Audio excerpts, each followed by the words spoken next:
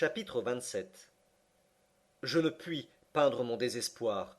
Nul mot de la langue humaine ne rendrait mes sentiments. J'étais enterré vif, avec la perspective de mourir dans les tortures de la faim et de la soif. Machinalement je promenais mes mains brûlantes sur le sol. Que ce roc me sembla desséché. Mais comment avais-je abandonné le cours du ruisseau, car enfin il n'était plus là. Je compris alors la raison de ce silence étrange quand j'écoutais pour la dernière fois si quelque appel de mes compagnons ne parviendrait pas à mes oreilles. Ainsi, au moment où mon premier pas s'engagea dans la rue imprudente, je ne remarquai point cette absence de ruisseau.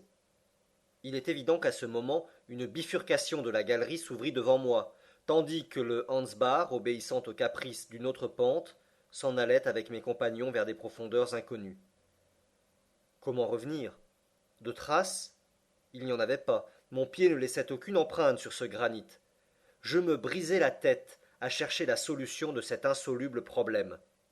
Ma situation se résumait en un seul mot: perdu.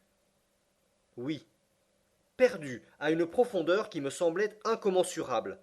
Ces 30 lieues d'écorce terrestre pesaient sur mes épaules d'un poids épouvantable. Je me sentais écrasé.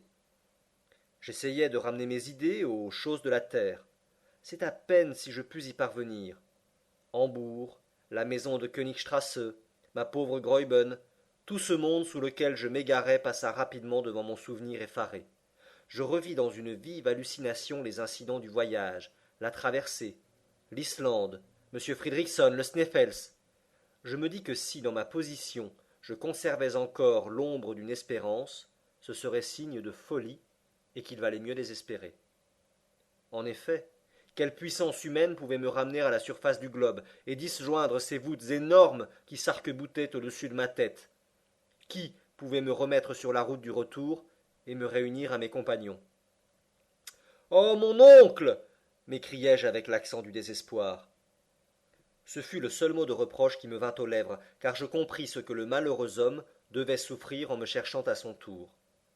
Quand je me vis ainsi en dehors de tout secours humain, incapable de rien tenter pour mon salut, je songeais au secours du ciel.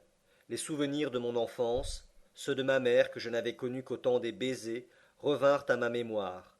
Je recourus à la prière, quelque peu de droit que j'eusse d'être entendu du Dieu auquel je m'adressais si tard, et je l'implorai avec ferveur.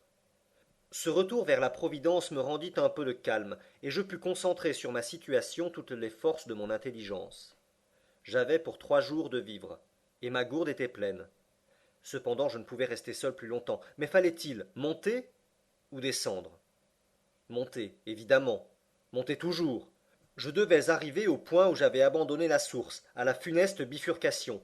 Là, une fois le ruisseau sous les pieds, je pourrais toujours regagner le sommet du Sneffels. Comment n'y avais-je pas songé plus tôt? Il y avait évidemment là une chance de salut. Le plus pressé était donc de retrouver le cours du Hansbach. Je me levai, et m'appuyant sur mon bâton ferré, je remontai la galerie. La pente en était assez raide. Je marchais avec espoir et sans embarras, comme un homme qui n'a pas le choix du chemin à suivre.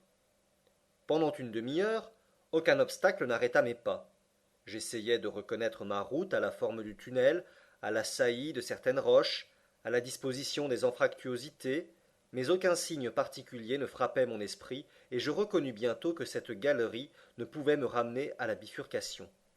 Elle était sans issue.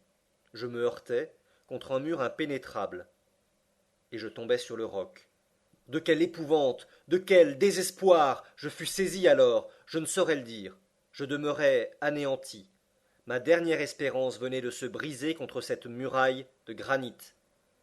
Perdu dans ce labyrinthe dont les sinuosités se croisaient en tous sens, je n'avais plus à tenter une fuite impossible. Il fallait mourir de la plus effroyable des morts. Et chose étrange, il me vint à la pensée que si mon corps fossilisé se retrouvait un jour, sa rencontre à 30 lieues dans les entrailles de la terre soulèverait de graves questions scientifiques. Je voulus parler à voix haute, mais de rauques accents passèrent seuls entre mes lèvres desséchées. Je haletais. Au milieu de ces angoisses, une nouvelle terreur vint s'emparer de mon esprit. Ma lampe s'était faussée en tombant. Je n'avais aucun moyen de la réparer. Sa lumière pâlissait et allait me manquer. Je regardais le courant lumineux s'amoindrir dans les serpentins de l'appareil. Une procession d'ombres mouvant se déroula sur les parois assombries. Je n'osais plus abaisser ma paupière, craignant de perdre le moindre atome de cette clarté fugitive. À chaque instant il me semblait qu'elle allait s'évanouir et que le noir m'envahissait. Enfin une dernière lueur trembla dans la lampe. Je la suivis, je l'aspirai du regard, je concentrai sur elle toute la puissance de mes yeux, comme sur la dernière sensation de lumière qu'il leur fut donné d'éprouver, et je demeurai plongé dans les ténèbres immenses. Quel cri terrible m'échappa. Sur terre, au milieu des plus profondes nuits, la lumière n'abandonne jamais entièrement ses droits. Elle est diffuse, elle est subtile, mais si peu qu'il en reste, la rétine de l'œil finit par l'apercevoir. Ici rien. L'ombre absolue faisait de moi un aveugle dans toute l'acception du mot. Alors ma tête se perdit. Je me relevai les bras en avant, essayant les tâtonnements les plus douloureux. Je me pris à fuir, précipitant mes pas au hasard dans cet inextricable labyrinthe, descendant toujours, courant à travers la croûte terrestre comme un habitant des failles souterraines, appelant, criant, hurlant, bientôt meurtri au saillie des rocs, tombant et me relevant ensanglanté, cherchant à boire ce sang qui m'inondait le visage, et attendant toujours que quelque muraille vînt offrir à ma tête un obstacle pour s'y briser. Où me conduisit cette course insensée? Je l'ignorerai toujours. Après plusieurs heures, sans doute à bout de force, je tombai comme une masse inerte le long de la paroi, et je perdis tout sentiment d'existence.